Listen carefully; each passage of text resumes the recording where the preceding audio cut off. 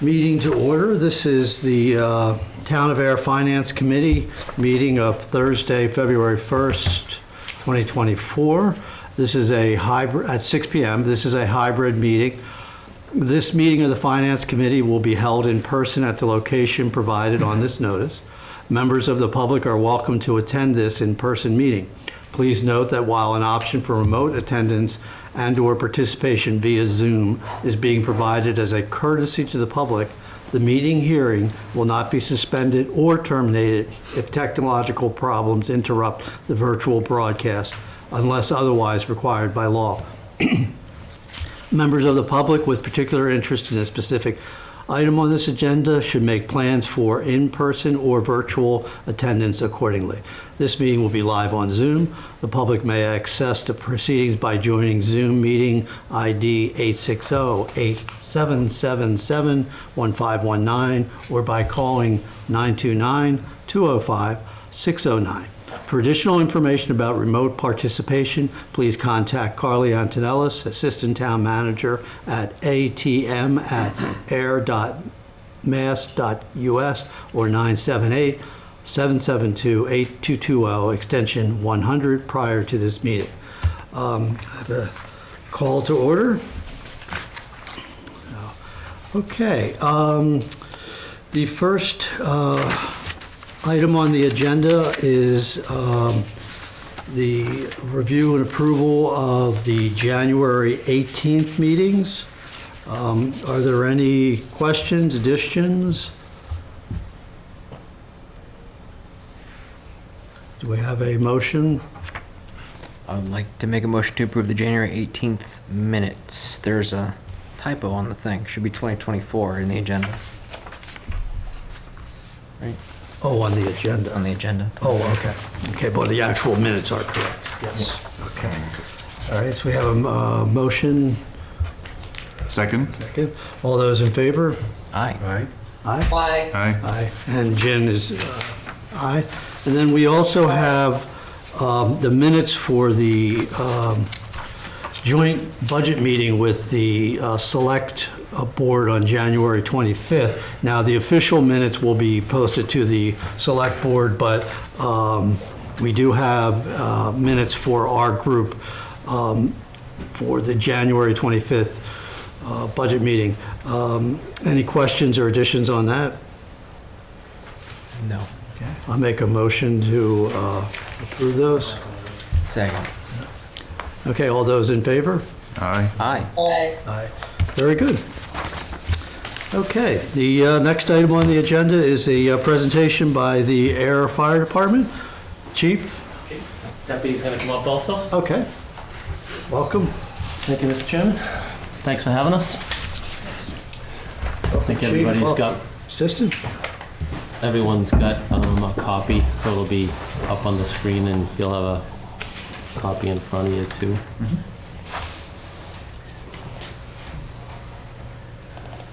And some of the slides will be redundant from the buy board meeting last week, but we put additional slides in. I think it'll be both helpful for the newer members that didn't see some of that last year too.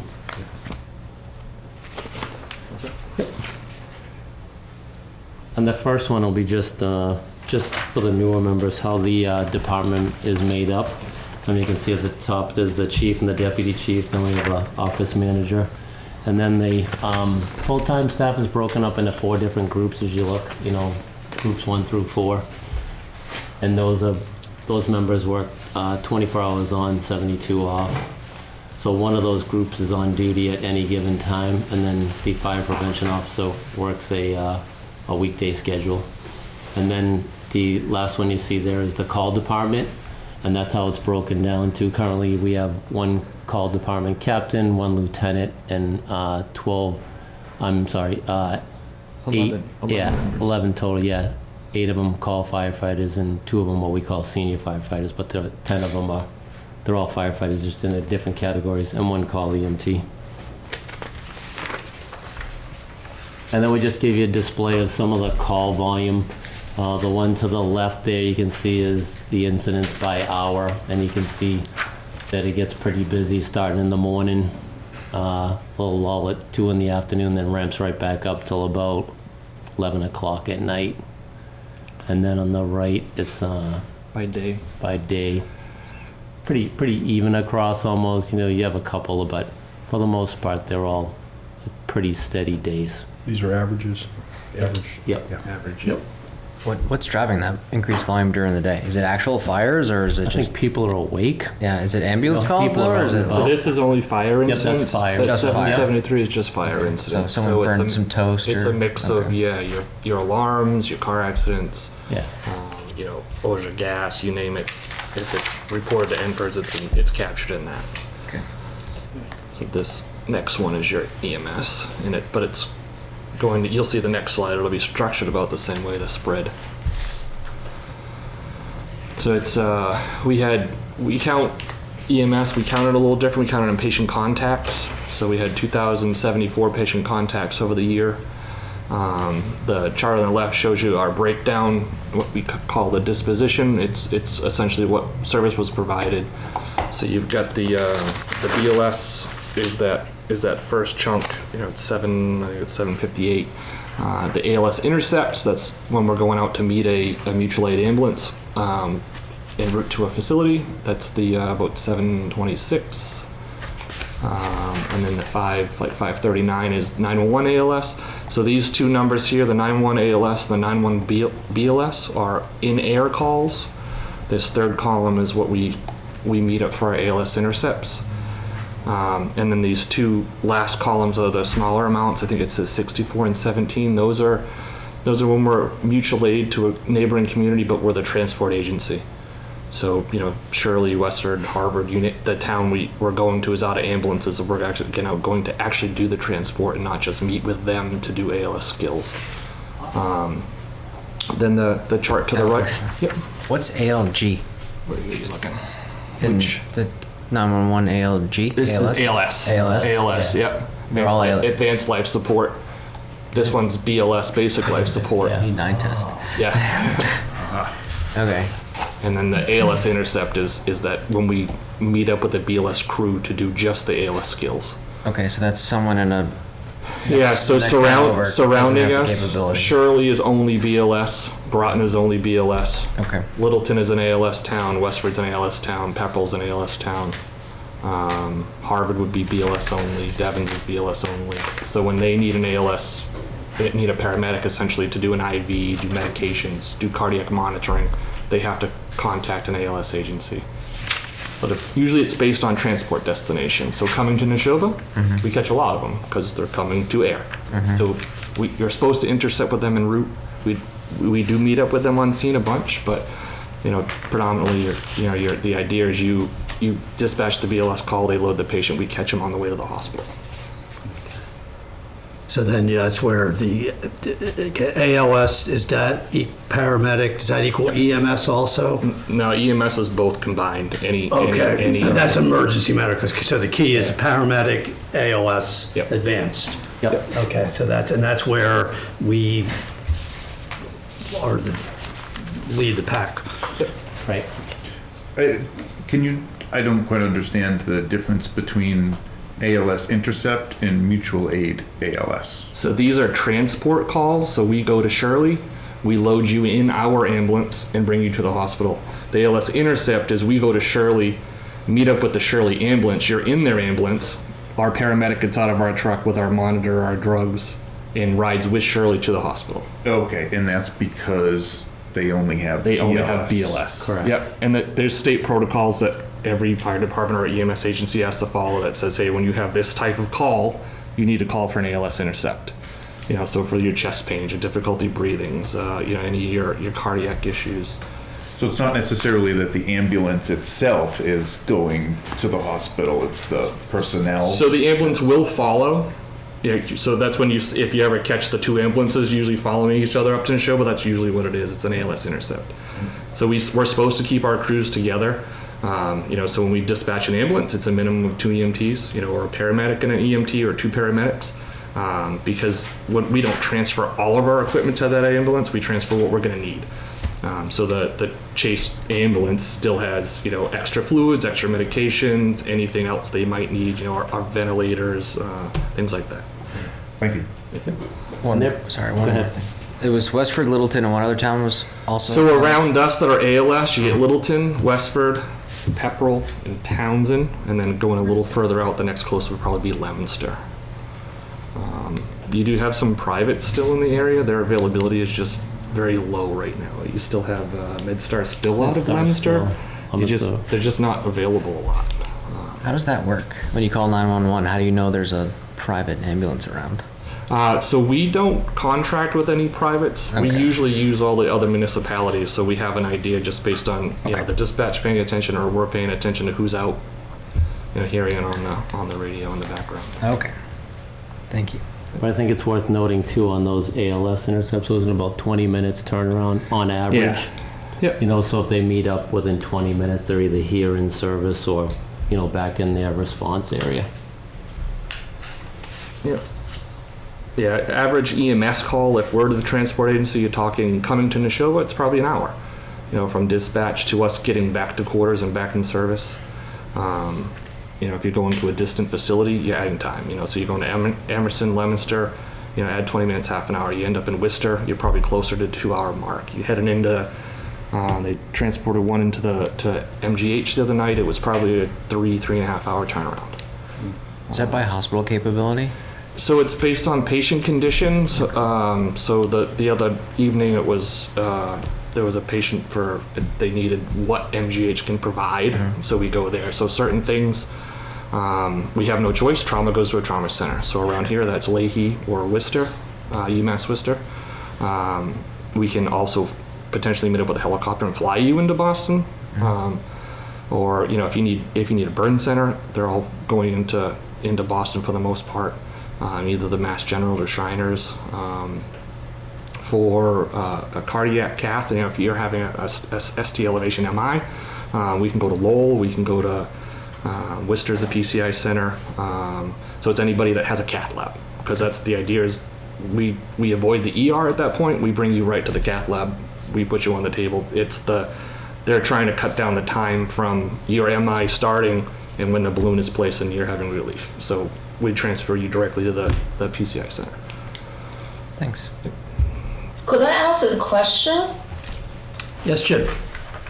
Okay, so when the fire department, spend all this time and effort, so how do you bill, depending on these different situations? Do you bill the town that the resident is from, or do you bill their insurance? It depends the type of call it is. So for the 911 BLS, the 911 ALS, or either of the mutual aid ALS and BLS, or we're the transport agency, we contract with a billing company, and they would generate a bill that goes to that individual specifically and their insurance, or to Medicare, Medicaid, whatever it is they use. If it's an ALS intercept, that bill goes essentially to the community. So if it's Shirley that called us, they get a bill for a flat rate. We charge $375 for every ALS intercept. And we get paid, from that community through their billing. For our... So, yeah. Yeah, go ahead. Sorry, I kind of probably you didn't finish your sentence. I was just wondering, do you have any incidents of a bill not being paid, sort of become delinquent?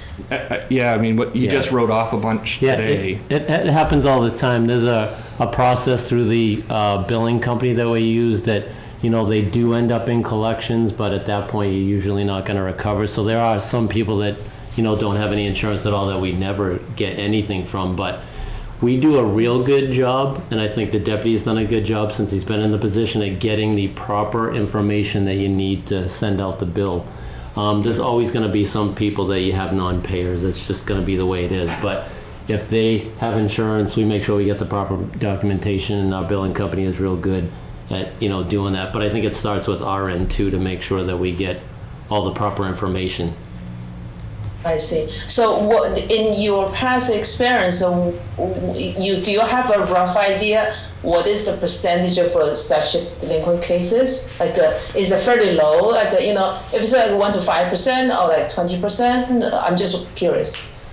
I would be honest with you, I think that's hard because right now we're trying to purge out the stuff that's been there for way over 3 years. So that number would be hard. But I could get you a better number. I can get you those numbers, but I think in a few more months we would have a better number for you. I see. Because it hasn't been purged in a little bit. So a lot of those, it might be a disparity when you look at it because stuff can go back, well over 5 years even. Yeah. Because I'm just trying to think from your perspective. It's a sort of like a difficult situation because you cannot decline any request for help, right? Right. And then, all you can do is to the best of your ability to try to collect payment. So I was just trying to get a sense, what is the chance of you not getting paid? Because, we kind of like had if we, document those and then document those over years, then in the future we probably should factor those in your budget. Yeah, and there's a couple things too to think about when we do that. So where our hands are tied somewhat to what Medicare pays us, and that number is a really low number. For instance, last year, about 66 or 67% of our transports were Medicare, and that's a set number, which is much lower than, say, somebody like myself that has insurance. So that number is always going to be low. So that number will always kind of look like we don't take in a lot, and I think we have a good return on people with insurance. And we're always going to have some write-up. And our retained earnings have always been real good, meaning our retained earnings are what we take in for a service. I think we do really well, but I can certainly be happy to get you the percentages if you were looking for those. I don't think I've ever looked at the percentage recently, but I know, like, dealing with Barbara in finance, she does look at what our intake is, like, annually, and I know that's part of your projection, correct? Is how we use the ambulance revenue for next year. It's on a projection. Question, is 375 per intercept is... I think it's 350 too. Yeah, it's 350. 350. This may seem a silly question. Do you think that's enough? That seems really low, given that the other ambulance then also follows, which could be, to what you said, who knows where. So I think the other part of that is our basic. Do you remember our basic rate off the top of your head? What the basic and ALS? 1,000 and change. Basics, I thought like $800 to $900 range. I thought ALS. So our billing goes in tiers based on what we do. So your basic is one number. I thought it was in the $900 range. Your ALS 1, so that's, I do a cardiac monitor, I might do one other drug, it's about $1,200, and then ALS 2 is your next one up. So that's what those, and I think we're not unique in those numbers. You did a survey not too long ago, and I think we're about the same across the area. You're within reason of each other. So when we go to Groton and they charge $1,200 to the patient, well, we turn around and take the first $350. So it's, where do you decide what's fair? Like, is it half then, or is it, so we take, about a third? And we went up just about a year ago, and 350 wasn't a random number. It was also amongst the other departments, like around here, the paramedic, meaning the fire chiefs that run ambulances. So we come to the 350 as that's what a worst case scenario call would cost us, say, as a paramedic service, like throwing everything at it if it was a cardiac arrest. So we come up with that number. Well, the majority of those numbers are really, really low. So we get 350, and you might take a blood pressure and throw them on the monitor and use 4 stickies and an IV, and you spend $20. So we looked and said, well, what? And amongst the group, and we all ended up being at the same number, meaning if we call ALS, and you're not losing money by any stretch, but the worst case scenario calls, you probably break even. All the others, you're certainly paying for your costs and then some more. Like the equipment's all over the place. Like, we come start an IV on you, you're a typical patient, and it's pennies, to get that catheter, the tubing, all of that. Versus you're a trauma patient, I put an IO in you, well, that needs $100 a piece. So it varies all over the place. So like the chief said, you're probably only barely breaking even with the high acuity calls, but those are a very small percentage of that that 7 and change. And we were at 275, we know that needed to be adjusted, and we sort of got together as a group and understood like each of our thoughts without, because they can go astronomically high, but what's fair for everyone if, the town that transported is getting $1,000 and we want to take, what, 600, you know what I mean, because we're ALS, so we thought that was a fair, Okay. and that can be adjusted at any given time if things were to change. Thank you. Yep. So that went up last year? Last Yes. year, yep. It was the first time since, I think, '04 we Yeah, adjusted it was. It was the first It's been time a since long we time. became an ALS service. So it was just shy of 20 years, yeah. So the next one over is essentially where we end up. That's our destination facilities. So prominently, we're coming to Neshoba. I'm having trouble reading that one, but I think it's 1200-ish, 1208, I think is the number that's on it. The next one down, which reads as null, those are, we're canceled en route. We get there and there's not a viable patient that we're gonna work on. Sometimes we'll get there and the BLS crew will change their mind, and what they were dispatched to isn't necessarily what they find, and they go, we're going to be all set. We don't need it. You won't need to tie up an ALS truck, so they'll BLS it to the hospital. So we'll triage it back to BLS, just to keep our ALS service in service, essentially for the next call. So that's what that 600 represents. I have a question. Yep. So back to the money point, right? What does that cost? Do you still charge $350 for that? Yeah, I was gonna say, you didn't offer any service. You can only service, charge right? when it's billed. Yeah. And that's true for any of the levels we provide, so all of the times we're in town, if we go to a call and do an assessment and the patient refuses, that you have no mechanism to bill for that. You go provide that lift assist, the help into the house, whatever it happens to be. Those are all public assist calls. You're a public entity providing a public service. That's Sure. Okay. just part of the business there. So the next one's down. Emerson would be our next more frequent hospital at 102, and then you're into, I think, 60-ish for Leominster. And then as you trickle out, Lowell, that's 30. Like I said, predominantly that's us going to the cath lab. There's a couple in there that are minor traumas because they're a level 3. But predominantly that's the cath lab, and then you're into UMass Worcester. Those are a lot of traumas, a lot of either trauma, stroke, or cardiac. So there's 22 of them. And these further hospitals mostly are dictated by protocol. When we have a certain type of call, we have to take them to a certain facility. So that's why you kind of see it spread out. A few to Leahy, a few to Brigham. You got the med flight, so those are the helicopter intercepts. And then I think 1 or 2 up into New Hampshire to Southern, just St. Joe's. So, two quick questions. So Emerson in Concord? Yep. Okay, so, and Yep.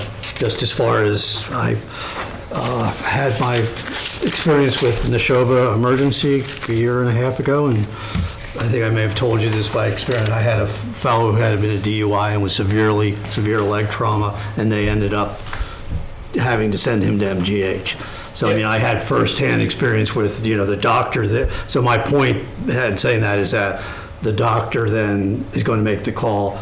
This is the situation, they have to go here or there, and you've got to take care of I them. mean, anybody that doesn't require us to go to a specialty center, the patient does have some choice within reason. If they have a legit reason, they can express, hey, my doctor is at Emerson Hospital, I'm being treated for cancer there, I think this is related, we're obligated to then take them. If it's beyond about a 20-minute transport time, we have to call and get permission from our medical control, but essentially the patient has the control to dictate what their medical care is. So they get the choice. A lot of our patients end up in a show because it's convenient. So I guess I want to make sure because again, looking at this chart of where the destinations are. So in that case where the doctor at the, they had seen this trauma, I mean, it was horrible trauma, this leg, decided that he had to go to this patient had to go to MGH. So I guess my question is do we transport now? No, that turns into either them calling a medical helicopter, or they get a private ambulance to do the interfacility transfer. We don't do IFTs. Okay. Yeah, we do 911 transports only. We don't get into facility to facility. Okay. That's good. I'm glad I asked. So in other words, Those are all 911 calls. They were okay. in the- So in the back of the ambulance. from the incident starting Yep. to then as you're quote unquote en route, Yep. this is where then they end up. Yeah. and that all those IFTs, all those inter-facility transports are why you don't see like MedStar around a lot. They're tied up doing the inter-facilities, between all of these hospitals. Okay. But we only do 911. Good, good. Related Thanks for that. question. If Neshoba closes, what's the next closest hospital? Time of day, probably Emerson. Okay. If we're out towards Shirley, Pepperell, that end, you might be able to catch one of the southern, either St. Joe's or Southern Medical up in Nashua. Worcester's, it's 45 minutes to an hour. Leominster's probably equal distance to Emerson, depending on which direction we are. For us, it would be, that'd be a complete change. Yeah, no more 1,200 calls 20-minute going calls. elsewhere. 20 minutes. No more yeah, 20-minute to get calls. there. Yeah. Yeah, just to get to the destination. Okay. Thanks. Great, thank you very much. So then this takes that same 2,074 patient contacts and breaks it down. And it's about the same look as what you get when you reference the fire. Certainly like the 8 o'clock in the morning through the 10 or 11 o'clock at night is our, kind of the big hump. It slows down over the late night hours, but it's pretty equally spread throughout the day, across the days, 7 days a week. And then like we showed you guys, the ones who intend, some of the budget drivers for us this year, the contractual obligations with the steps and COLAs, which they get under the collective bargaining agreement. Also the educational pay, which we'll touch on in the next slide. And they have a line in there where they have training and it increases every year by $5,000. And then we'll also give you a quick snapshot of the call department wage adjustment that we're proposing, along with a quick explanation on the SAFER grant that ends in February 2025. The education, as we talked about, we mentioned a few times when we come in that the education is replacing all the experience that we had on the department just in the last few years. The last 3 members were recently somebody with 38, the chief before that at 40, and the lieutenant before that had about 30. So those are the type of members we're missing, where the newer members are less experienced, but they're going to be more educated, and they're taking advantage of that education incentive in the collective bargaining agreement. And as you see down there, how many have completed or in progress between associate's, bachelor's, and master's degrees. Do you dictate what those are in, or it can be whatever? So if we're paying for the degree, compensating the degree as part of their wage, it has to be in fire science or emergency medicine or education. Oh, cool. Yep. Yeah, it's limited. It's into the field. So the masters, a lot of them it's public administration with a concentration in fire science, fire and emergency management, or in Maybe emergency management. The bachelors are mostly fire science. We do have one that has an education degree, and the associates are similar. Good. Yep. The call department wage adjustment, just to make sure everybody understands, the call department supplements or augments the on-duty staff, which is 4 members 24/7. So if we have a fire call that goes out, we rely on the off-duty members or call department members to come back and man whatever equipment needs to go to the incident. During the deputy did some a little wage assessment, so to speak, on the call department salaries in the area, and we found that there was a big difference in what we were paying our members compared to surrounding towns that had combination departments. So the idea was at least to take a harder look at the wage or the salaries, but this year we thought it would be appropriate just to increase the salaries of the call department at $1 per hourly wage, and that's how you break it down into those 5 categories there, as you see, from probationary firefighter up to the call captain. So that's what we're proposing, is $1 an hour, and it's about a $4,000 increase to the budget is what we propose. We had about 2,000 hours between training and callbacks for the call department And the additional 2,000 will cover, the calls always go up, so we figured we'd have a little bit of a wiggle room of $1,000 depending on, we plan on, right now we're down to 12 members. We'll try to get that membership back up. So we gave us a little wiggle room of about $2,000. Do you have any questions on that one at all? And the plan is to come back too on the call department with a wage, develop a wage scale for the call department. So, you wouldn't have to come back every year. You could look at that wage scale and say, okay, if you're a call captain, this is how you're going to make it up. Similar to, the steps that, non-union members here get. So that's what we'd like to bring back as a proposal. But for now, we're just doing that $1 an hour adjustment. Quick question on the call department. Yep. Is this a path for someone to become a full-time firefighter? Yeah, that's usually what happens. We train them real well and they go somewhere else if we don't have any openings. That happens a lot. We can tell you they're everywhere, from Fitchburg to Nashua to Cambridge to, Nashua. Yeah, so if we don't have any openings or they're not qualified, they'll go somewhere where they have openings and they are qualified. So it's kudos to us. We train them well, but it's, sad in one way because they get to go, somewhere else. So. Well, we should be reimbursed for that. Well, I will say though, on call department members, they go to the fire academy on their own time. Yeah, they don't get paid while they go. And like, say for a call member, it's like 3, almost 4 months, Tuesday, Thursdays, and every other weekend. So hours. yeah, so they go on their own time. No, It's something they want to. Yep. No, it's something they want to do, Yeah, and the yeah. reward is at the end you become certified. So, but it's a great point to bring up. Yeah.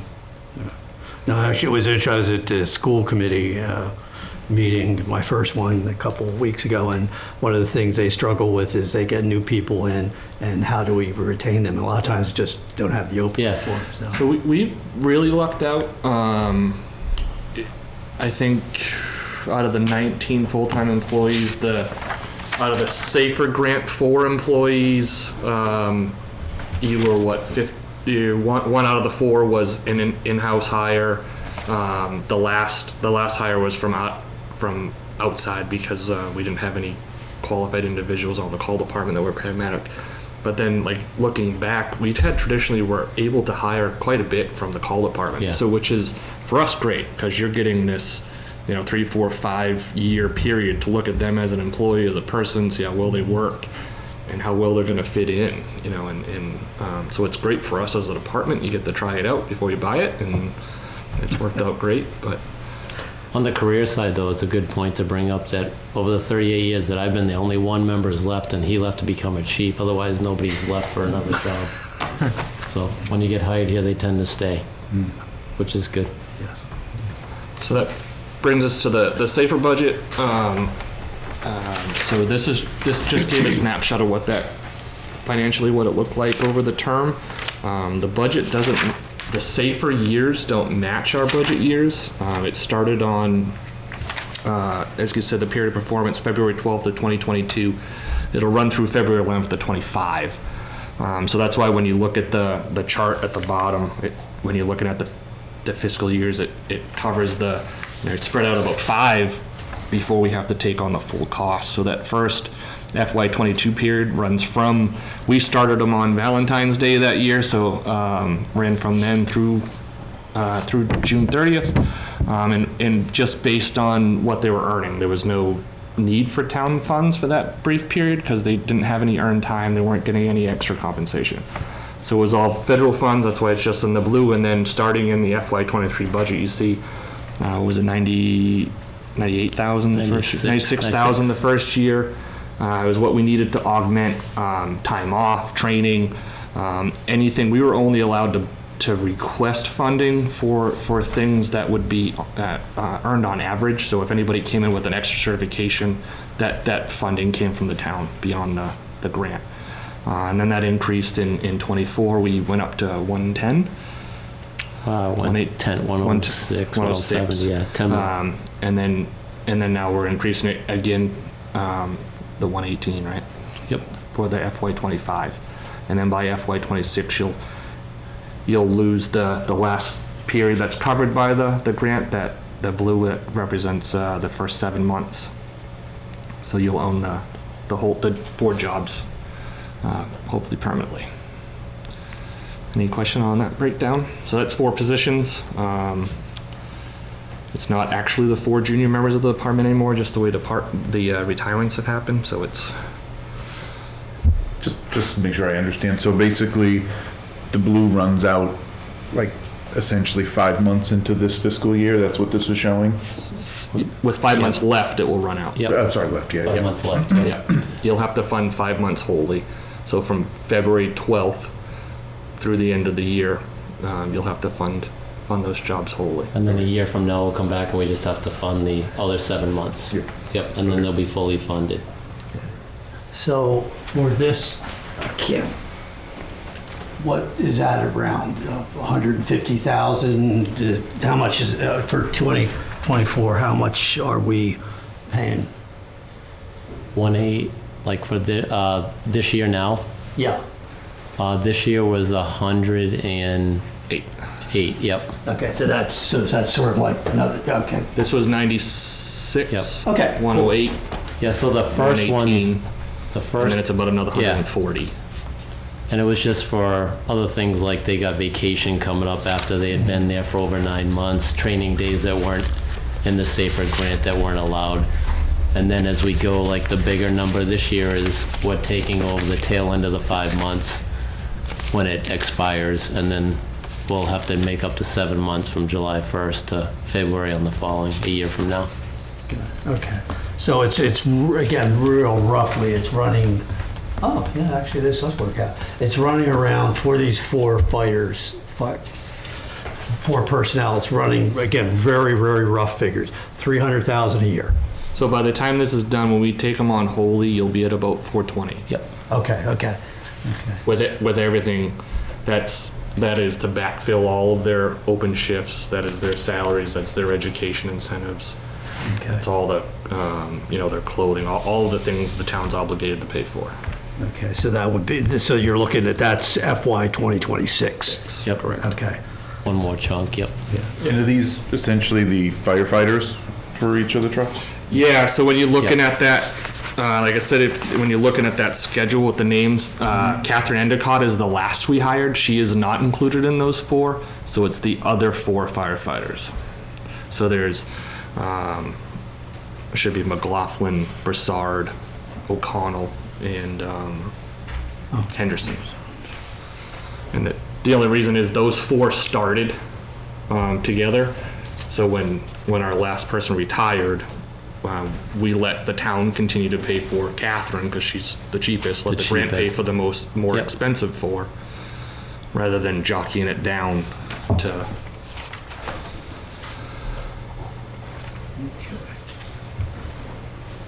Okay. Okay, yes. So hold these thoughts, 'cause And that's just a snapshot of our fire department budget for draft 1.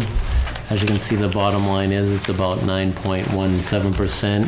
If you were to take out the 118, I think it's just under 5% or right around it, or just under, maybe 4 and like 0.89, something like that.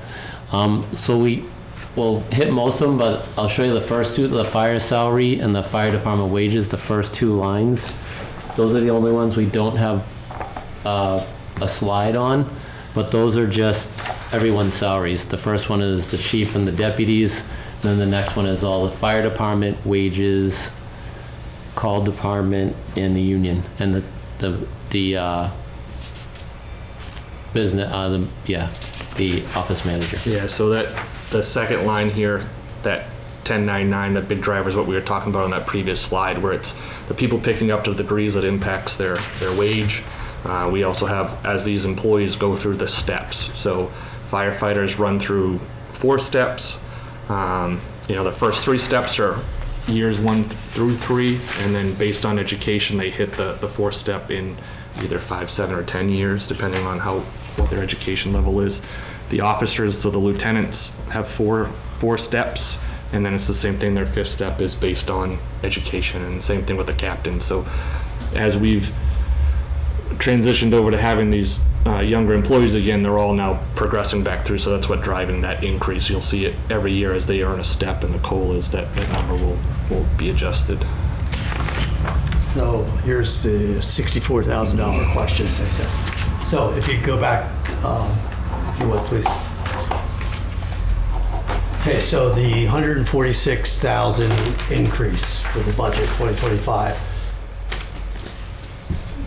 On the previous budget, we saw the safer, this town's going to be picking up more and more money. So I was just doing a real, well, for 2024 it was an extra 108,000 for the safer guys, employees.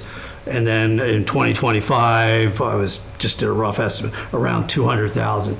So what I'm driving at is that 146 increase, is that,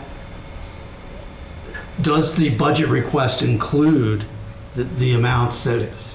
Yeah. Okay. That so- includes safer. Yep. Yep. Okay, so, again, this is rough figures. I would expect that to be a higher number. So it was 118 was the additional for safer. Yep. So you're. Oh, okay, where's that show? It's not. It's so not. This, It's if all you under take one. if you take Oh. 118 out of 146, that's what is the contractual change. Okay, oh, all right, so you're way ahead of me then. So of that 146, 118 is due to. Yep. That's assuming And the the rest savers. is the Yep. steps and COLAs, correct? Yeah. Yep. Okay. And so that was, do you happen to know what our increase last year was? Just Budget? for total wise? No, just for wages. So in other words, we're seeing around 10. We went It'd from be back there, yeah. FY23 was 1.3. You went to 1.48. And that included the additional safer stuff too, so you have to add in 108 with that too of safer. Right. So last year the safer number was separate. Okay. So we went from. So we went from 1,339, 284 to 1,335. No, to this one here. To the Excuse me, 1.4. Yeah, right. 1335. Yep. Yeah, to So it the- actually went down. Well, because the safer wasn't included in this line Yeah, it last was year. separate. Okay. So this number went down because we had a retiree, so we replaced a senior captain with a junior firefighter, so the number is reduced. And then you had to add the 108,000 for Yeah. safer, which was in a separate line last year. Okay. All right. So, okay. So, all right. So some of that, maybe 7 or 8% of that 146, or no, excuse me, 60 or 70, 80% is due to the fellows coming on. Okay. But no, I mean, but It's the additional months we gotta pick up. yeah. Yep. Yeah, okay, no, so this is good. So two other questions here. So then I'm going to move over to overtime. So I'm looking this year so far. So the overtime we'll do in a separate slide. Yeah. So Oh, okay. we have a So- breakout for that one? Yep, so we have okay, cool. breakouts, everything but the first two, so if you didn't have any more questions, we broke out Okay. the overtime and the rest of them as you go down. Cool. Great. Did you have Thanks. anything more on the first two? I have a really dumb question. What is safer? Staffing for adequate fire and emergency response. Yep. Okay, thanks. That's not a dumb question, you've never heard of it before, yeah. FEMA loves acronyms. So this was the overtime you were just asking about. Cindy, is there a way to move that? Did I just drag it? Yeah, exactly. Okay. Yeah, so the big driver, or a couple of them there, is you look at the overtime, most of it's based on averages, but the actual hours that we see on the vacation time, we had to add in 10 additional shifts. That's just, from them getting more vacation time for being there for a few years. And the other one was the 5-year average, 4 additional shifts on the injured on duty. So we just go on averages, and certainly we had our share of injuries, so that's why that one might have gone up a little bit. But to cover ourselves, we just added that in as we normally did, just averaging the averages in. Otherwise, 6 times an average, nothing else really jumps. Yeah, nothing else really jumps out at me unless you had some questions on it. So this falls back to the same thing that the salaries line does, Yeah. that increased level of education, and as these employees gain steps, that's what drives that average overtime number. So our average overtime number increased this year to 6207. Meaning the rate goes up. So we How calculate compute it, the expected number of hours by that rate because we can't control who works those hours. So that's your maximum exposure is what showed on that sheet right there. The out of that total, so the total being where that 549,805, 485,584 of it is contractually obligated. So it's the backfill for vacation, sick time. Any of the ones that have this little red line, those are all contractually obligated. Out of the lower ones here, the only one that has a split is the training days one. They're required to. There's about $8,000 in there that's discretional. Other than that, it's all obligated. It's stuff that's required by the contract that we have to provide training for. Okay, because this is I think you're answering my question, and I want to make sure I got the other. So in other words, when I see overtime, my first thought is, well, and this is going to be the second point I'm going to get to, but my first thought is that if we had adequate staffing, we wouldn't need overtime. It's not extra. Yeah. Yeah. Okay, so this is, in other words, you have a full-time employee because they are required to receive education and this and that. That has to be done on overtime. Right. Yeah. So they're already working an average of 42 hours a week. So everything they do is overtime. So they get to that 42 by doing the 24 on, 72 off, which means they work 48 hours for the. In a 4-week rotation, it's 48 hours, 48 hours, 48 hours, and then the fourth week is a 24. And that averages the 42, and that's how they're paid. Gotcha. So they get an average of 42 every pay period, and everything they do in addition to that is overtime, and that's required by law. Yeah, they may take training days. They can take them while they work or take them while they're off. Either way, it's overtime. It's either they're getting the overtime or someone's backfilled while they leave to go do the training. Yeah, we staff at our minimum, which is 4. We staff that engine at 4. It can be broken down until you can remove those into 2 groups of 2, and they staff both ambulances depending on what call comes in, but we're at that minimum. So when I say backfill, that's you go to a training day. If you call in sick, somebody has to come in and cover that 24-hour block. We can't leave it open. Okay. So that's what that top line, that 2,832 hours, that's the biggest chunk of it, followed by sick, which is an estimate of historical use. Okay. So 2 shifts in a year. And I can tell you, like statewide, that's a pretty good number. Okay. So this is the statewide average runs somewhere between 6 to 8 shifts a year. We run somewhere about 2. So well, here's cut to the chase. Here's what I was thinking is that, okay, but now, which is probably not as true because again, I'm thinking, is this controllable overtime? In other words, Yes, but and this is our when we would've just compute this, done it's our this. maximum protection too. Like, we average sick time. Could it be less? Sure, but it could be higher too. Okay. So that's our max protection when we look at it. So the two things I was looking at. So now our fiscal year so far, as of November 21st, we've only spent $140,000 of a $500,000 budget. But again, that's just a snapshot as of. So you should see our calendar from the end of April through second week of August. Okay, There's not a day that doesn't have 1 to 2 to 3 shifts. Okay, so we're taking time. We're going to take a bit. Yeah. Okay. Nobody wants to be off in March. Right. Okay, so I guess then the controllable overtime is very small percentage. Okay. Correct. Because my thought was then if we have more safer new people, they have more people in, more staffing, that's going to take care of. Yeah, so because overtime. we set the floor at 4. 4. There's always the 4. safer really won't reduce much of the on-shift overtime. It reduces some of the callback overtime. It's not a dramatic number by any means. I think that's why when we looked at reviewing last year's call data, what did we lose? About 50 runs About from 30, 2022 to 2023. About 30 callbacks. It was about 30 callbacks. Yeah. 30 calls essentially that we didn't need to call personnel in because we had adequate staff. Bingo. And that was.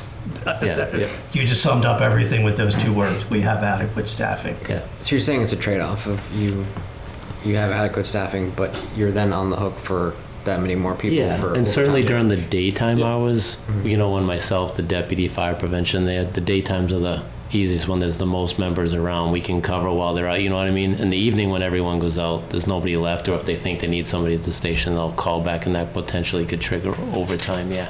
Or call back for the call department members. But currently it's 4 for 4, so we gotta account for everything. You know, 4 people always have to be there no matter whether they're sick, vacation, training, whatever the time is. So you only have 4 essentially people in the house ready to go out at any one moment? 24/7. You know, we of course can leave at the same time, but 24/7. During the weekday day, when the chief and I and the fire prevention officer, and you have up to 7 in the building, Yep. but there's 4 on the shift that's on the 24. So come 4:30 in the afternoon and we start trickling out the door, Yeah. they're down to 4. Yep. I'm probably going off topic, not necessarily topic, but so what happens then when you guys get called out? So if it's fire call, the Yeah. 4 members go on the fire truck, and then they're supplemented, as I told you, by the off-duty career staff and the call department members. So if a box alarm comes in, they expect 2 engines and a ladder. The first engine goes with 4. Then whoever comes back, it could be 1, 2, sometimes nobody. You know, they take all the rest of the apparatus. If they get an active incident, you know, they have a fire, they have a bunch of medicals, a car accident where they're going to need help. It's mutual aid. It's, hey, we're turning to Devon's or Shirley. Devon's has, Yeah. I think, 6 on duty now, so we can get an engine from them fully staffed, Okay. to complement our 4. And that's the next step in line. So if only one truck has to go out, do the on-call people get called in so that people are actually at the house? Or where? Yes. Yeah, When the depends, engine yeah. responds with 4, it activates our Yeah. recall system. All the Okay, fire. so even if they don't have to go out, they gotta at least come in. Somebody's hopefully coming to cover the station. There are some occasions where the 4 people working, both ambulances could be out. The second one might be just doing a lift assist, and it might be a 10-minute turnaround. They won't do that. They'll just, be gone for that short time. The station will be empty, and then they'll be back. If they ends up being a transport, they'll ask for, station For coverage coverage then. where nobody's left, yeah. Okay. Okay. Everybody good on that one? Yes, yeah, and thank you for taking the time to, we're, So that's the overtime, so what's the... Yeah, these just show some incidental increases as you look. We added a second cell phone to A2, which was required. An additional state inspection for the additional admin car we have. It's just subtle increases, but we thought we'd show them to you. Same thing with the maintenance for the car. One thing we started doing, hose testing, is a cumbersome task for, to take care of the calls and get your hose tested once a year, meaning the larger diameter hose, which is on all our fire apparatus.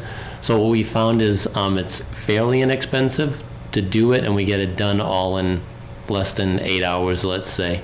So we've done our 5-inch hose and 3-inch hose. We're gonna add our 2.5-inch hose on. So that's the additional cost of, or the total cost to get all of our hose tested. And we will continue to do the smaller hose, which is our 1 3/4 hand line. So that's that small cost there, but I think it's certainly a good thing for us that we don't get tied up or have the hose off the trucks and then get another call and it's off the trucks for an extended period.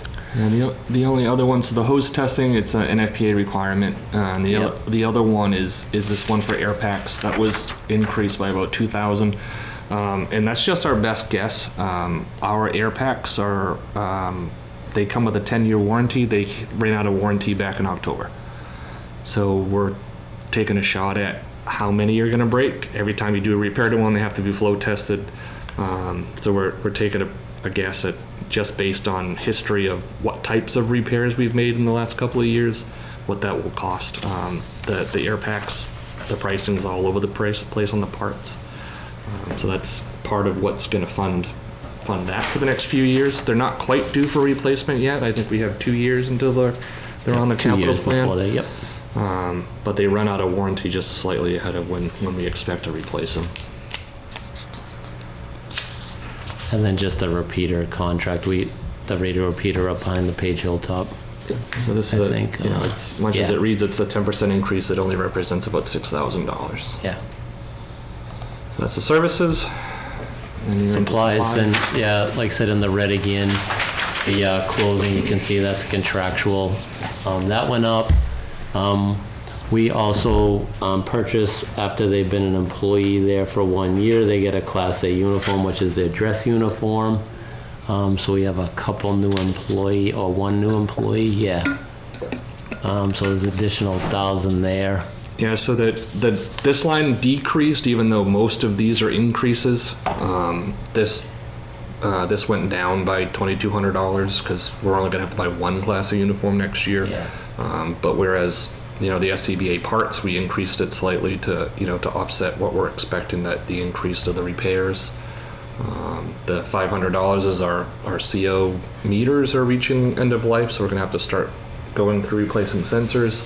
So it was our best estimate of what we'll go through in the next 12 months with those.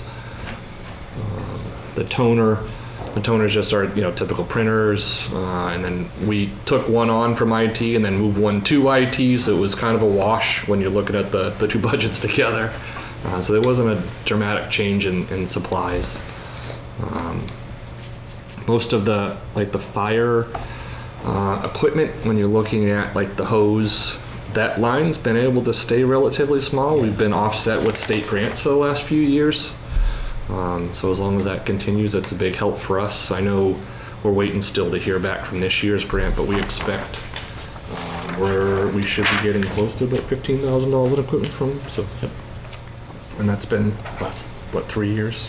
How much is a hose? Depends what you want to buy. You want to buy 5-inch hose, about $1,000 a length. Okay. If you want tack line, it's 1 3/4 inch, probably 300, 350. What's the length? 100 feet. Yeah, 50 for the large, and smaller ones are 50s. Yep. And it takes about 6 months to get now, too. About 6 months to get it. You want to buy the nozzle. The nozzle's probably about $1,000. Anything with an NFPA tag is 3 times what you would expect to pay for it. So you can't pick that up at Overshot. Yeah.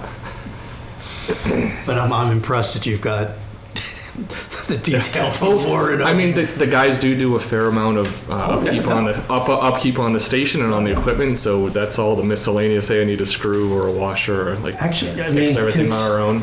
Having run properties over the years and considering the fire department property, that's pretty good. They do a pretty good job at Yeah. trying to fix most things on their own. And then Chuck from facilities jumps in to take the big things on. So that's it for supplies. And just some minor changes there in the tuition reimbursement. There was a couple contractual increases for myself and the deputy. And then on the NFPA code subscription, that went down a lot because we went to an e-subscription rather than paper. So that was a drastic change. You just look it up online rather than having a paper copy of it. Much more convenient too. Yep. We've had, a stack of books for years that you get to go thumb through, and now it's Yeah, and so this way it PDF. updates it. Yeah, it updates it automatically too. So much more user friendly. So this was about, like I say, 10% again. It went up about $3,400. Question on the tuition reimbursement for chief and deputy chief. So does that include, in other words, when you're going out and learning about the latest equipment, the latest stuff, that's what this is paying for? It would be related to college classes. So if I wanted to go back, emergency management, Yeah. go Okay. things If like you chose that. to do that, yeah. Okay. Yep. Oh, okay. So these are budgets and stuff like Yep, that. it's So I budget. guess the bigger question is this is really what I was getting at, is that, so do you and other people in the department are going to seminars to Oh, yes. learn how to, Yeah, so that's what this is the that's what latest this one is. chemicals that are being Yeah, so transported? that's what that stuff is. The FCAM, Okay. the FCAM seminar up here. That's they spend 3 days in Worcester every spring, meeting with other chiefs from across the state, all our Yeah. vendors. They'll have 3 days of presentations and the latest and I would greatest. say the tuition reimbursement is just similar to what the collective bargaining okay, agreement is gotcha, like okay. for college purposes. Yeah, but no, the bigger thing is, because I'm serious, is like, when that Yeah. train fell off the track, So unless you guys are keeping up with current stuff, who knows what chemicals, the chemical of this year, that changes every year, so you need to It keep depends on up what you on want it. to study. So for things like that, we rely on the academy, and it's free. It doesn't cost us There's no anything. charge for us to attend academy classes. I mean, so most of us take full advantage of that, you know, from our junior firefighter right up to the chief. You know, people take classes constantly down there. They have a online management system, and then you can go in person, you know, several times throughout the year.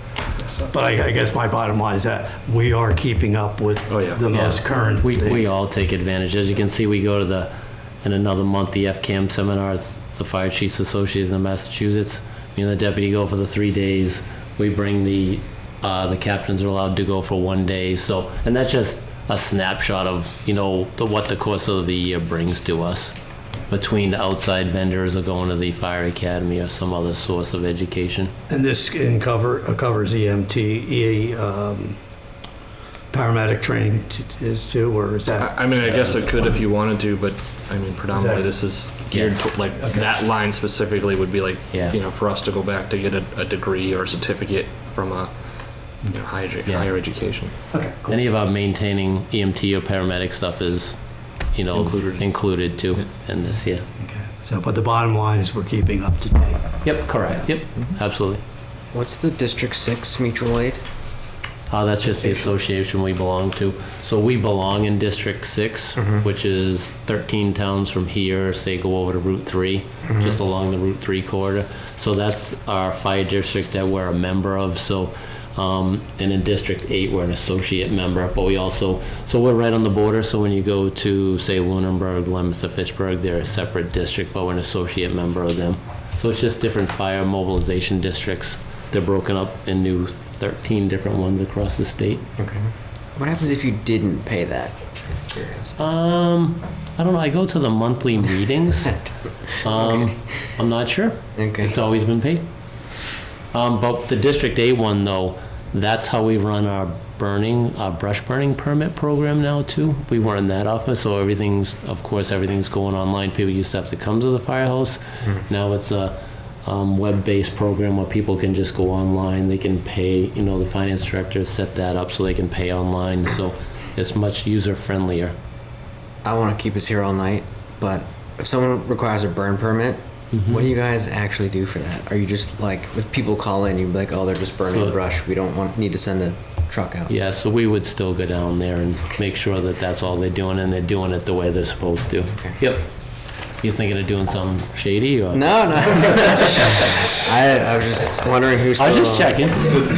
I imagine there's quite a few people that burn brush, and you just wonder... We hit a bunch throughout the year that will go out and you gotta either help them extinguish what they're doing because it shouldn't be being done, or you just give them a little guidance to get them into compliance. Yeah. You know, it's... Do the burn permit fees go to the fire department? General fund. Yep. There can't be that many. Less than 100. It's only, what, $10? Yeah. And then there's a fee, of course, if you use the... Yeah, it's not a big revenue, but it's much easier to do the online way for sure. And it even comes up on our computer screen of who activated their permit. You know, little fire flames come up around town where the permits are at. So the reality of the permit isn't so much for the revenue, it's so that we can keep track of who's burning for on. Yeah, it's much easier. When the wind picks up at noon time, we gotta go Yeah. tell people to put them out, because, Yeah. you know, I don't wanna be chasing brush fires all weekend. And we just got any other questions on that? We just got a couple more and we just thought this was noteworthy. So if you notice on the fire turnout gear line item, it's been zeroed out the last few years. That's because in 21 we were able to purchase a full set of gear, turnout gear, which is the firefighting gear that they all wear, with CARES Act funding. So that has a 10-year service life. So NFPA says after 10 years, that's no longer in service for firefighting. So we have some of our members and they all have 2 sets.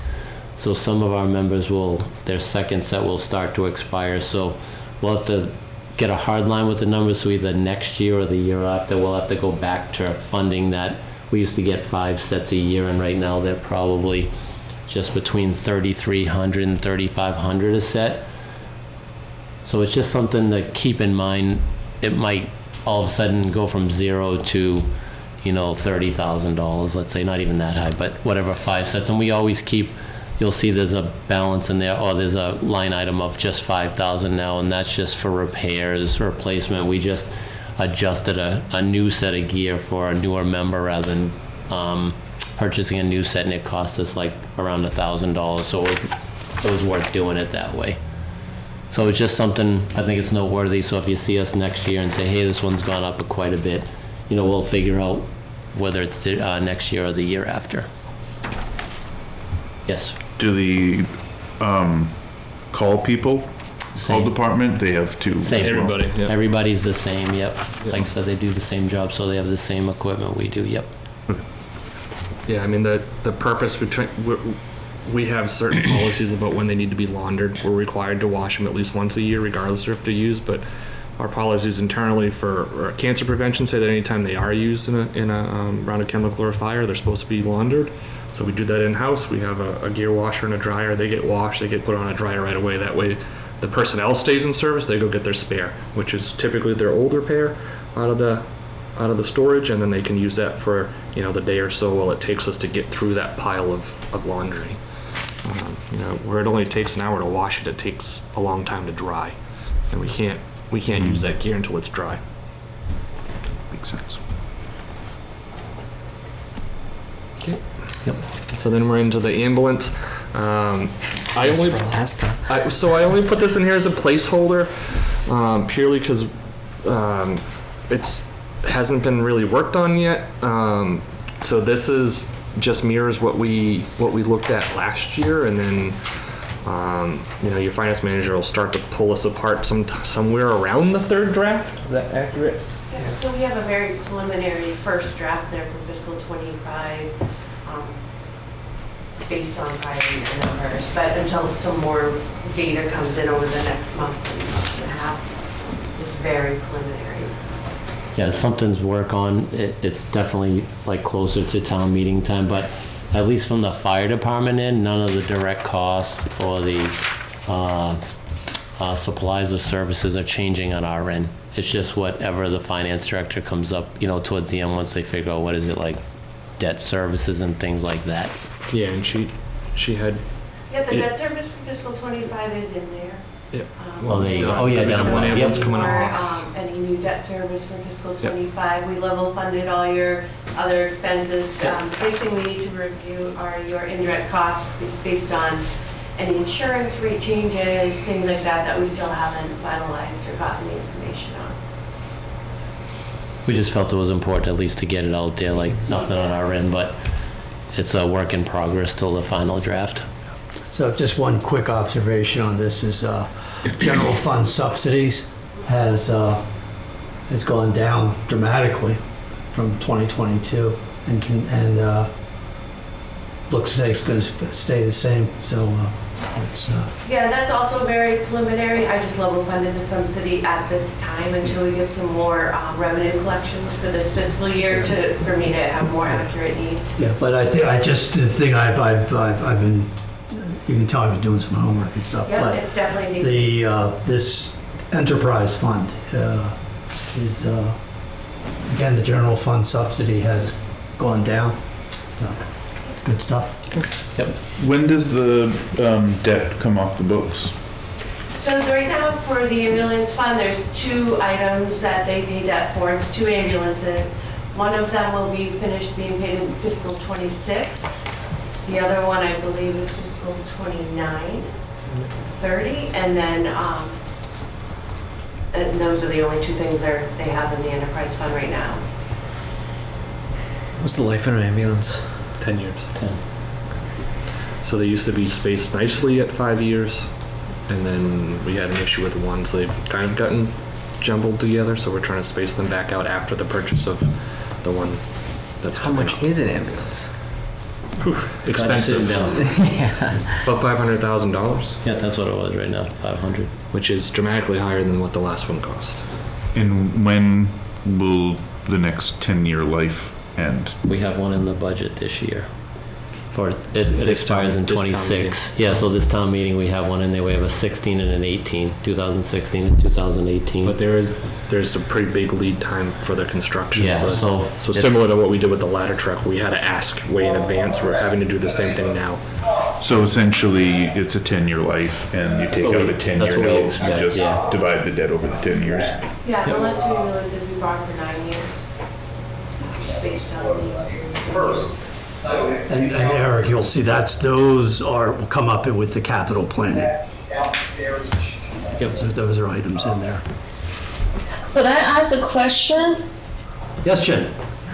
Okay, so the chart here for 2020 and 2021, the budget and the actual expense from the total funds available and the total expenses pretty much match. And then for 2022, looks like you spent a lot less than you brought in or the funds available.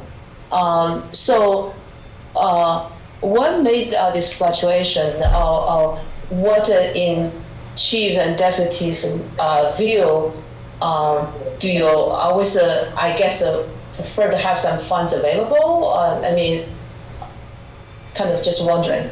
So, do you want some help with that? Sure, go ahead. So when we budget, it's a good question. Do you want to When come we- sit?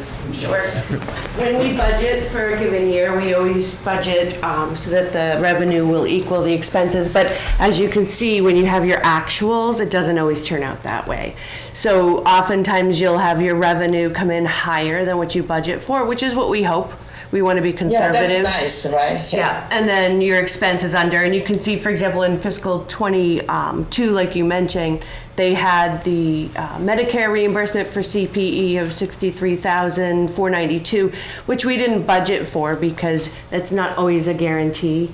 So that's one thing that made fiscal 22's revenues come in significantly higher. In addition to conservatively budgeting the ambulance service revenue, and it came in higher at 472. So that's where you're seeing the actuals will. This is a good thing that the I revenue see. comes in higher. Yeah, than that's what I budget. thought. Generally, you probably want the funds available set to be higher. So are there ways to encourage the fire department to kind of like increase the numbers on the top side? And I mean, from the fire department's point of view going forward, it looks like you guys have been managing this quite well. I'm just kind of wondering if this is a trend that can continue. And when you have surplus, what do you do with it? When you have Surplus. I mean, when the total funds available is higher than your total expense, what do you do? Do you just pass that to next year and then keep on accumulating, or what do you do? Yep. So they an enterprise fund has something called retained earnings. And that money that retained earnings amount will carry over to the next year. So when you do have revenues higher than expenses, it contributes to your retained earnings. And the other thing that'll happen is, as you can see from 22 to 23, is we decreased the subsidy that we asked the town to provide because of those higher revenues the year before. Yeah, I was wondering if sort of like a fire department has incentive to try to increase this total funds available, or if they do kind of end up saving a lot of money, would they be able to say,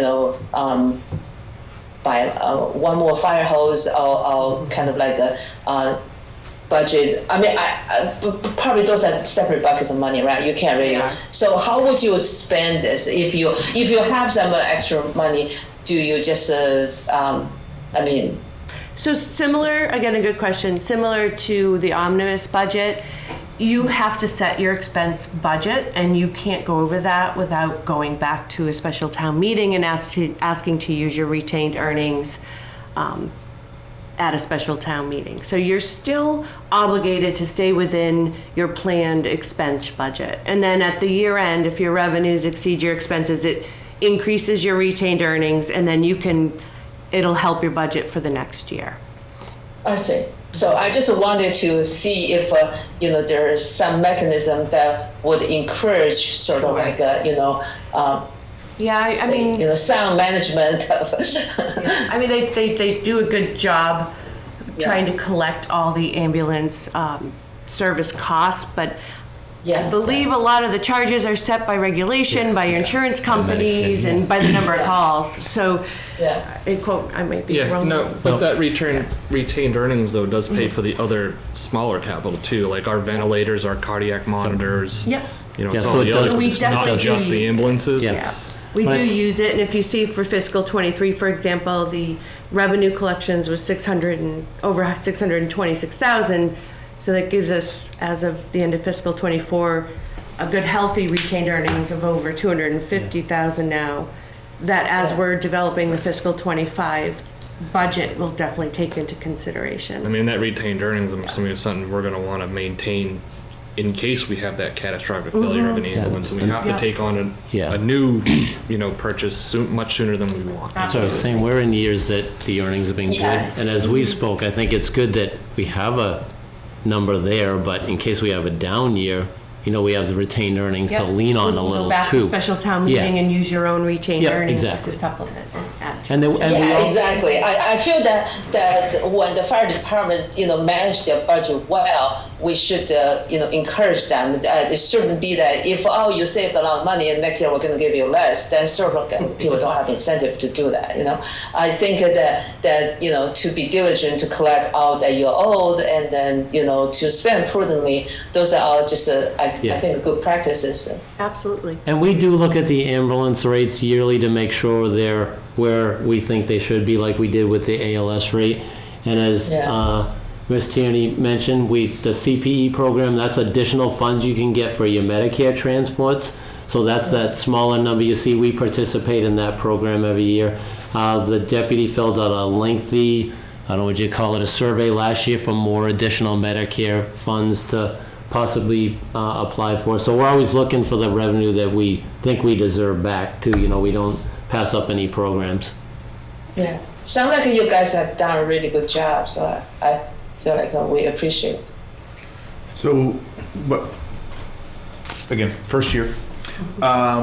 So if we have retained earnings, why do we have a general fund subsidy? So it is a very conservative approach. So I, at this point, have estimated maybe using 20,000 from our retained earnings. I level funded or increased very slightly the potential subsidy. We're not done yet. But we want to try to maintain a healthy retained earnings in the event there was an expense that they didn't know was going to occur that was very large. That's where they'd be able to go back at a special town meeting and say, we're going to use that retained earnings for this unexpected expense. So we try to find a good balance. Okay, so you're essentially almost working backwards, trying to find, we want to be able to essentially set aside a certain amount for retained earnings, and then we know what we're going to need, so this is how much we're going to need to ask for. Yeah, you're kind of backing into it. Exactly. all right. Yep. So, Barbara, one thing I've noticed is that on the 2024, your revenue doesn't meet that. That's because one thing it doesn't show on here, we use 50,000 of retained earnings. I happen to have another sheet that I was Yeah. looking at. Yeah, So- yeah, must have somehow. So pulled yeah, out of that last year, line, yeah. Sorry about last that. year's budget, there's 50,000 in retained earnings Yeah. being used. So again, one of the reasons why this subsidy is going down. Yeah. Because in other words, last year, we used a good amount of retained earnings, which helped reduce Must have gotten the deleted general from the fund subsidy. spreadsheet because it was there. You're missing 24 actual, right? It We, would show up. I haven't put in the 24 actuals. Oh, I okay. didn't, I do have an estimate of revenue so far, but I did not pull them. I don't think I gave them to you for tonight's thing, yeah. I think too, or did you have a question? Go ahead. I was just asking on the receivables or the revenue, is that on an accrual basis or is it on a cash basis? We're cash, so it's a modified cash, so we can Okay. accrue expensive, but you don't count cash till you receive the payment. Okay. And that's just a standard municipality rule. Yeah, I'm new too. Yeah, no, I don't mind. It's great questions. Don't worry. Oh my gosh, Yeah. that's a great standard. Oh my God. I could just imagine if we accrued revenue. No. And just some background on the enterprise fund, because the question comes up a lot, so I think we both dug into it a little. As best as we can tell, it started in like the 02 to 04 range when we became an ALS ambulance service. And the reasoning for that is it was best thought back then, whatever earnings come in, well, whatever receipts come in, it would be best served to offset the cost of running the ambulance service. And that's how this all started. And that's exactly, what it does. It doesn't pay for the service completely, but the receipts that can come in for it go back into providing the service. So it's been like 20 years is what we're guessing that it's been going on. The definition of an enterprise fund would be that it would be self-sufficient, but that was never the intent. It was just to offset the It cost. gives us a better tracking of where we're actually spending and on what. Yep. Right, yeah. Makes it Similar to last year, we have the budget. I met with her towards the end of the year and it was getting close, so we had that transfer, like at the special town meeting with 20. Well, we didn't end up even needing, I think, the reserve, or we didn't even need that. But we just never know at the end of the year. I felt better by saying, hey, can we have 20 if we need it? We didn't end up needing that, nor did we get in the reserve. So Right. That's the good thing about it, is that, you can do that part of it with an enterprise fund. So how much roughly is in the retained earnings? So as of the end of fiscal 2023, the certified was 251,000, which is the highest I've seen it. Yeah. So we're starting to be in good shape while also reducing the subsidy from the town. Okay, There's one last one. And it's just the emergency management. The only change to that was the contractual increase for my stipend as emergency management director. Other than that, it's unchanged. As you can see, it was a very small number of percentage. And that's it, unless you have any more questions. are there any other questions? I am going, oops. Two other people in line. Yeah, I was going to open, since this, to public comments. Do we have any questions for the, we have one, Pauline? Okay, you got it. Jeremy's got it. Can I unmute her? No, she did it. She's good. Okay. Go ahead, Pauline. Oh, thank you. Good evening. Good evening, Chief and Jeremy, or Tim and Jeremy. I'm not going to ask you guys any questions because, I totally support everything you do in your budget. But what I would like to suggest, I have to turn on a light first. We service I want to call them senior centers, although that bothers me because I am one. Apple Valley, Neshoba Park, 18 Pond, and Pleasant Street on a daily basis. Is that a fair statement? Sure. Yeah, close enough. Weekly for So sure. let me ask you this. And I think this feeds off, I think Andrew asked, what happens if Neshoba Valley closes? Although I don't think it's going to close this coming year or this current year. We transport patients literally across a parking lot on a daily basis. If we have to transport patients to Lowell or Worcester or other locations, Nashua, that is going to have a huge impact on your budget, yes? I would say this is the approach I've taken it, and it's been great to talk to the town manager about that. It certainly would affect the town and certainly our department. At this time, I don't think it's premature to say that would affect us. It will. To what extent, I think, is premature to say. But yes, I mean, you can say we would be in the middle of a triangle of hospitals that we would have to drive out of our town. So yes, but yeah, I would think at this time we just don't know what that's going to be. My thought process as I hear you tonight, is there a way for you to separate out from your daily calls, the calls made to those 4 facilities? Yeah, we I can can tell you clarify it. pretty easily based Yeah, on by pickup app. location. Yeah. It's all over the map though on destination and why, and I mean that's, Sure. I understand that. My thought is, and I know you're in a budget discussion, and I apologize for that, but this is the best opportunity to do this. Our legislators are trying desperately to save Neshoba Valley Medical Center. And I don't know if they've contacted you or if you've contacted them, but I think if they had our transport records, it would go a long way to helping not only save that hospital, but save the town of Ayer's budget, is where I'm going with that. So I just throw that out for consideration. But the other thing I would like to ask, and maybe Jeremy, you can answer this more. Oh, look, Tim, you certainly can. We transport a lot of patients from Neshoba Valley across the parking lot. Those numbers are not outlined in the actual budget.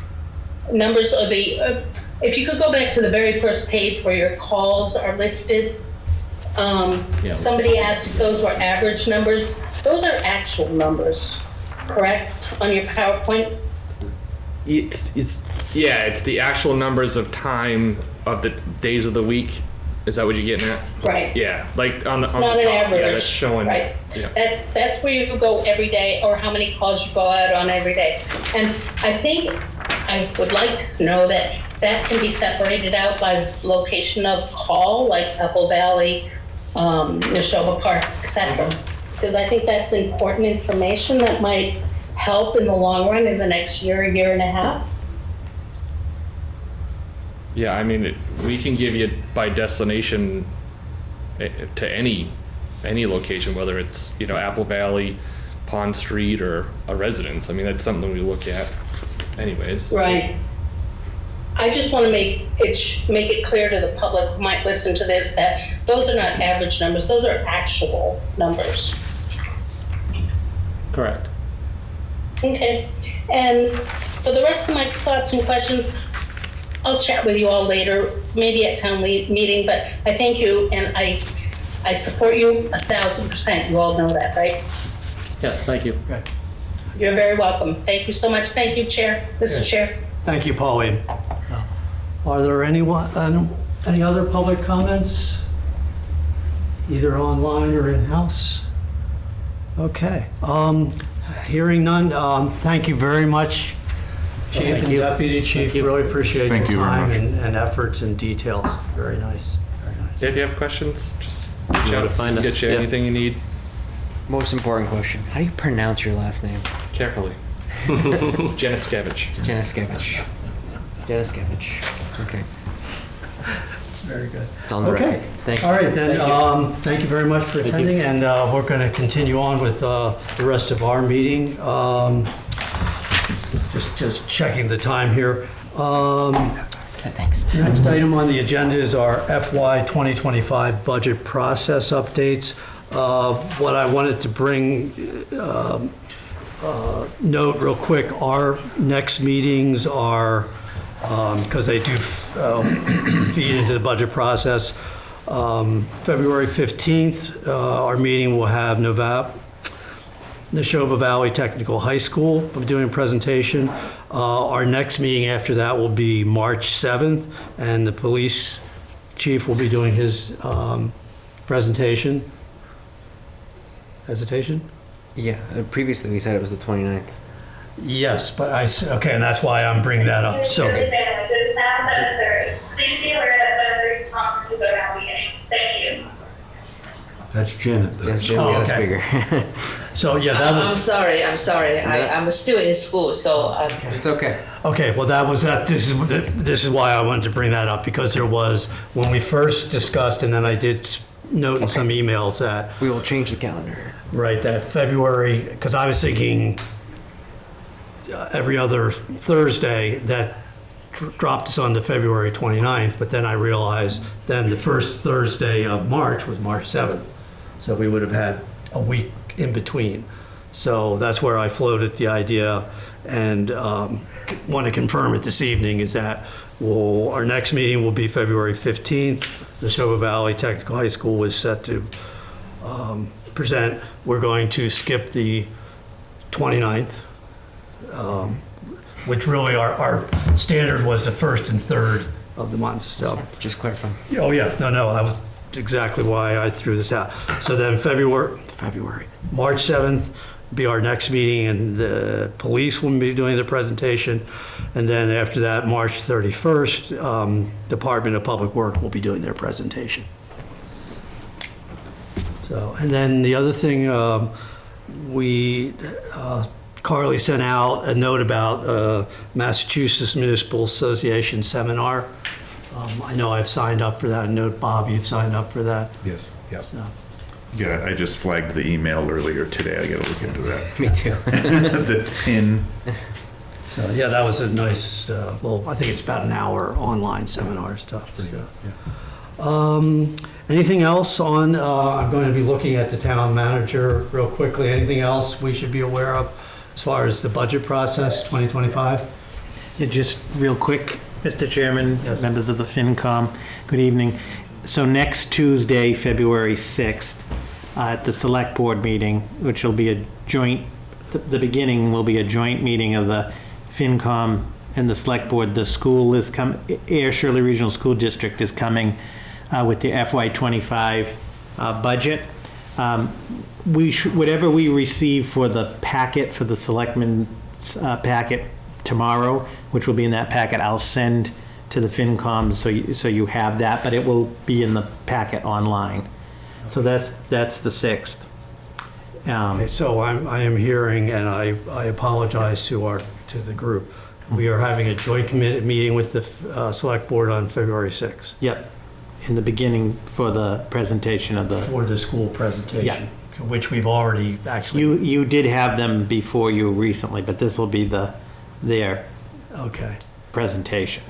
all right, so I'll send an email about the February 6th meeting Yeah. also. I apologize for Yeah. that.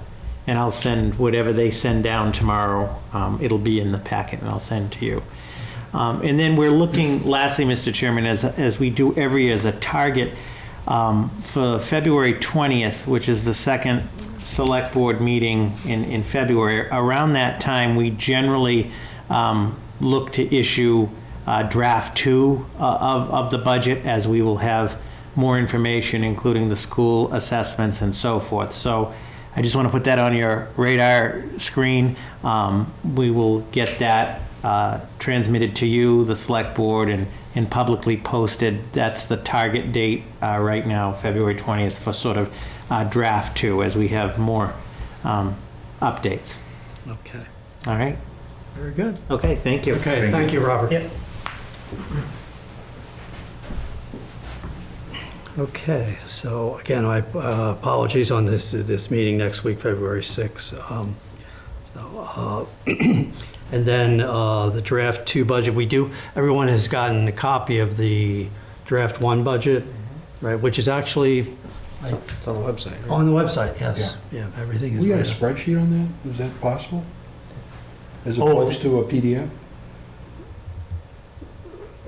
Yeah, I'll check with Barbara tomorrow, sure. Okay, thanks. Okay. Okay, yeah, it's nice to have a spreadsheet to sort of, yeah. I Again, don't do anything with it, but Yeah. I'm having a hard time reading the fine print, so I'll be able to zoom it in somewhere. yeah. Yeah. Okay, good. Okay, all right, anything else on the budget process? I think as far as the calendar and our next meetings, okay.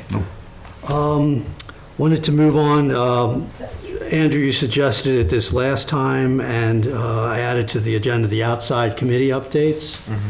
So I was gonna I'm gonna jump in and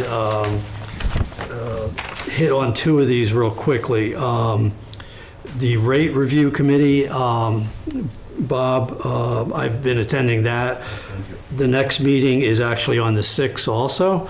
And water and sewer rates will be set on that. What I will do is send you some information on that rate review and maybe on that, and maybe we can Get together. touch base on that. Yeah. Okay. Capital Planning Committee, all the capital, and I will look towards the town manager to make sure I'm speaking correctly. All the capital planning has been approved? Yep. Okay. Okay, so those are the items, Eric, I was just mentioning. So in other words, the big ticket items, so to speak, those are approved for the Capital Planning Committee. Do you know how much it is this year? Again, we'll look. Not offhand. Okay, that's fine. But it is online, the capital Yeah. planning Yep. budget? Okay, Yep. okay, and then, so, okay, by board. Could I just add, Oh, sorry, yeah, I would. when you Jen- finish, Jen, I'm going to come to you, okay? Andrew, do you have anything on the buy board? Okay, okay, Do you have something on the buy board? no, as far as, I think that's sort of tied with the capital plan. The buy board is pretty well finished for the year too. So, and then Jen, are you going to jump in on the stormwater? I wanted to just to add a little bit that Please. the DPW chief is going to come to our next meeting on February 15th. That he wanted to give about 10-minute presentation. So I think that I saw the email that I just wanted to remind you of that. So in addition to our regular presentation, he wants to come to give a 10-minute presentation because the DPW has been in the process of trying to discuss and about setting up this stormwater utility fund. And the superintendent of DPW is, I think he has already posted on the town's website a very comprehensive FAQ document. It's like 8 or 10 pages long, and a lot of, basically I think the most questions that we would have about it, he had addressed. So we should go to look at that, and then so be prepared that when he comes to give the presentation, that if we have any questions. So. Okay, very good, thank you, Jen. And I did double check, we do have that as an item on the February 15th agenda. Yeah. So that's going to be Stormwater Utility Advisory Work Group and then Nashoba Valley Technical High School.